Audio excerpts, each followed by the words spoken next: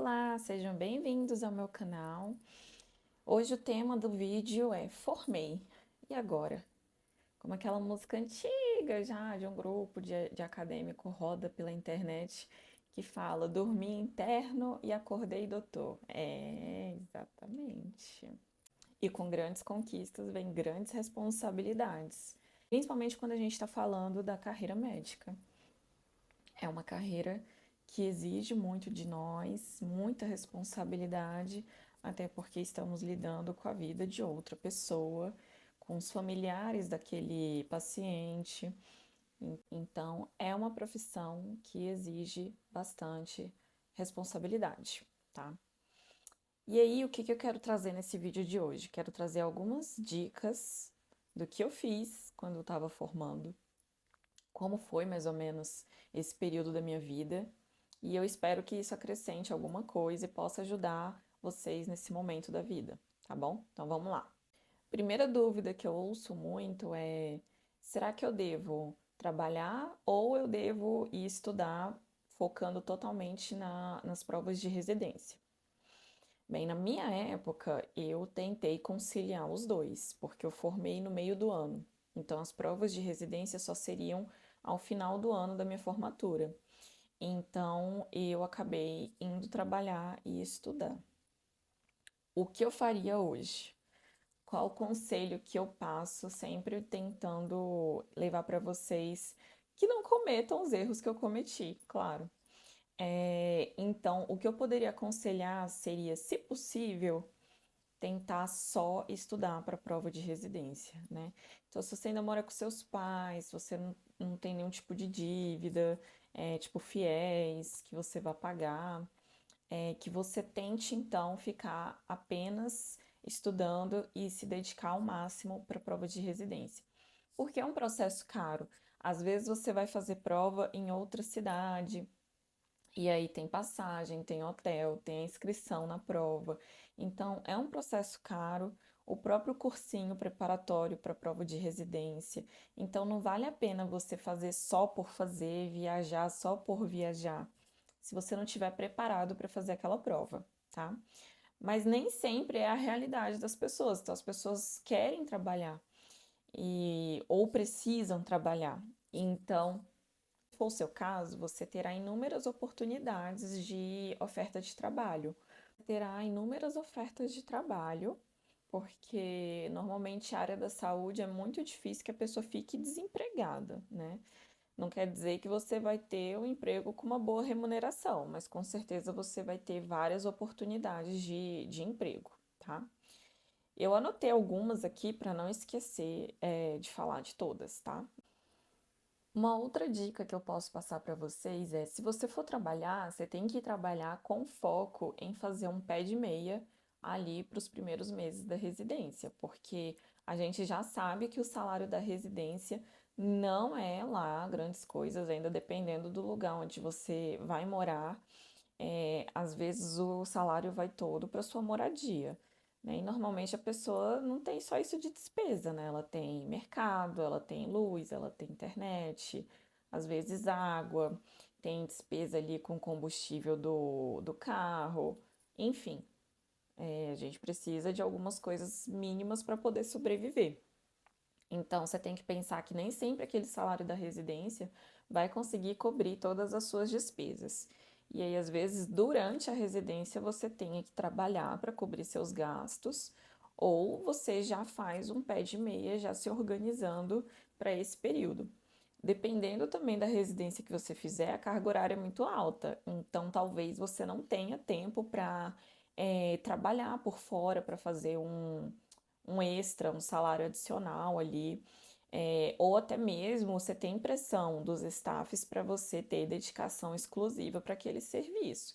Então você pode ficar mal visto diante dos seus chefes se você começa a dar plantão por fora, chega cansado na residência, ou chega atrasado, ou tem que ficar mudando seus plantões da residência com frequência, né? Alterando a escala, precisando fazer várias trocas para poder organizar os seus plantões da residência e os plantões que você quer dar por fora para poder ganhar um salário a mais, tá? Então, fica bem ligado nisso. Quando eu estava próximo de formar, mais ou menos ali faltando 2 meses, um mês, eu comecei a entrar em vários sites de emprego. Não vou citar nomes aqui, mas se você der um Google aí, você vai encontrar algumas opções. E aí eu fazia aquela assinatura gratuita de 30 dias aí. E aí procurava todas as ofertas de emprego que tinham ali para médico generalista, né? Porque a gente forma como generalista. Para você ser clínico, você tem que ter feito clínica médica. Então, normalmente, você vai trabalhar como clínico geral, que é o generalista. E aí eu comecei a buscar todas as opções ali que eu poderia me empregar. E anotava o número da empresa, o cargo da empresa, o nome da empresa. Às vezes, nessas assinaturas gratuitas, eles não fornecem o número da empresa. Aí, o que que eu fazia? Eu ia lá, pegava o nome da empresa, procurava no Google, ligava ou mandava e-mail. E eu sempre tive retorno desses contatos que eu salvava, tá? Então, essa é outra dica aí de ouro para quem estiver aí perto de formar e fica com aquele friozinho na barriga.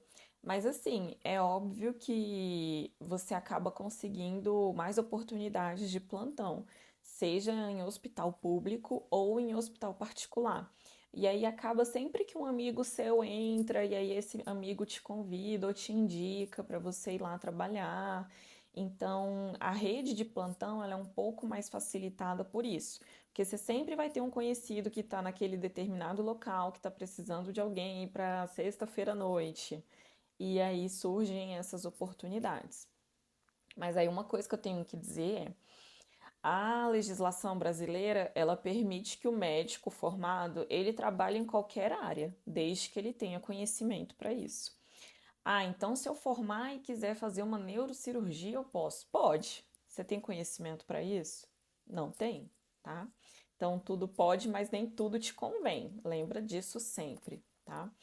Então, cuidado com essas ofertas de plantão em cidades vizinhas, que às vezes você vai ser o único plantonista naquela cidade e não tem uma estrutura para receber os pacientes, e pode acontecer de chegar politraumatizado no pronto-socorro, e aí você está sozinho num ambiente em que não tem nenhum monitor para você ficar monitorando o paciente.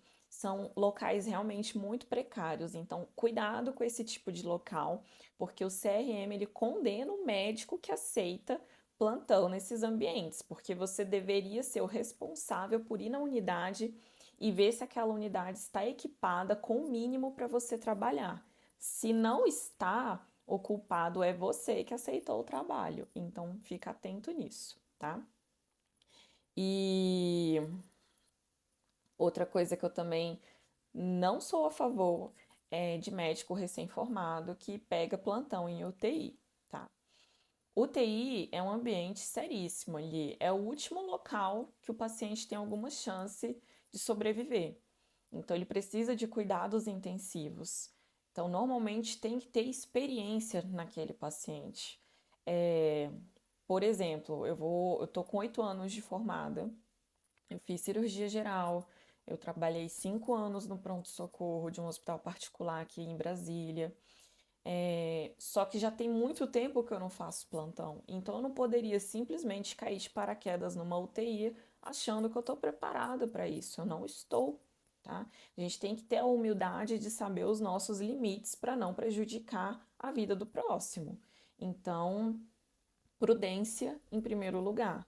Você não tem conhecimento, você não tem tato, você não conhece ninguém ali naquele ambiente, não faça o plantão, porque você pode estar ou tirando a vaga de um colega muito mais capacitado que poderia estar naquele ambiente, ou até mesmo diminuir as chances de vida do paciente que estiver ali dependendo de você, tá bom? Eu sei que na época do Covid tiveram inúmeras oportunidades para fazer plantão em salas de cuidados intensivos e muito médico recém-formado pegou esses plantões e às vezes não tinha uma experiência para intubação. Então, a gente não pode levar a nossa profissão na brincadeira, não pode achar, ah, vou lá, dou um jeito. Não existe isso. Ou você sabe ou você não sabe. Por favor, tá? Principalmente quem for aqui, meu aluno ou ex-aluno que esteja assistindo esse vídeo, vocês sabem como eu sou chata com isso, então responsabilidade sempre, tá bom? E aí, finalmente cheguei aqui na parte das oportunidades de emprego que você pode encontrar facilmente aí quando recém-formado, tá? Eu vou ler porque eu tenho medo de esquecer algum. Então, normalmente tem muita oferta para médico examinador, né? Então, aqueles médicos que trabalham em clínica de medicina do trabalho, você não vai ser o médico do trabalho. Para você ser médico do trabalho, você tem que ter uma especialização nessa área. Você vai ser o médico examinador, que normalmente faz aqui parte do exame físico do atestado de saúde ocupacional, tá? Então, tem muitas clínicas com isso que você pode encontrar trabalho nessa área. Médico em clube, né? Então, alguns clubes precisam ali do médico para fazer um exame, né, um geral ali de a ectoscopia mesmo do paciente, para ver se não tem nenhuma doença infecto-contagiosa que possa prejudicar ali os outros visitantes do clube. Outra coisa que eu também não sou muito a favor, mas que eu sei que existe, é oferta de trabalho em ambulância, transporte de paciente de um hospital público particular ou vice-versa. Então, cuidado, né? Normalmente não são pacientes tranquilos, são pacientes que estão em estado grave, que estão com cuidados intensivos. Então, só aceite esse tipo de emprego se você tiver capacidade e conhecimento para isso, tá bom? PSF, né? Então, principalmente aqui em Brasília, tem muita cidade do Goiás aqui próxima, tem muita oferta de emprego em PSF. Cuidado com esses empregos de prefeitura, porque não vou dizer todas, mas temos ciência de que algumas prefeituras acabam dando calote nos médicos, tá? Então, veja ali o histórico da prefeitura, converse com outros médicos que estão lá, se o salário está sendo pago direitinho. Então, tem que ficar de olho nisso, tá bom? Mais médicos, né? Então, normalmente, aí, com uma frequência aí de a cada 2 anos, surgem editais com vagas para mais médicos. Não sei como vai ficar a atual situação, porque, pelo menos atualmente, as vagas estavam sendo ocupadas por médicos formados aqui no Brasil ou que tivessem revalidado. E aí parece que agora poderão vir médicos que não tenham revalidado ainda o diploma, né? Então não sei como é que vai ficar. Eu lembro que na minha época, assim que eu formei, que os cubanos tinham vindo, tinha assim boa parte das vagas aqui mesmo dentro de Brasília, então não eram locais distantes, inóspitos que ninguém queria ir, já estavam ocupadas pelos médicos cubanos e aí sobrava assim 3 vagas que eu acabei conseguindo uma no Gama. Só que o meu não foi mais médicos, o meu foi o Provab. Então eu participei da última turma do Provab.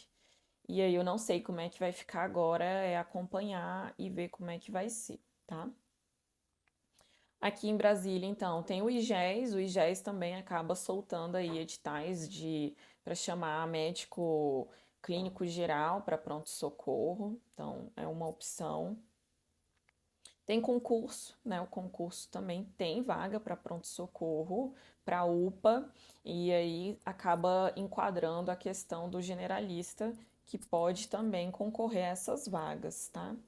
Então, UPAs, como eu já falei, aqueles pontos de resgate em rodovias, né? Que tem aqueles convênios, tem aqueles postos de primeiros socorros, então também é bem interessante para quem tiver conhecimento na área, principalmente na questão do trauma, tendo em vista que se você precisar resgatar alguém, provavelmente foi um acidente, então pode ser um politraumatizado.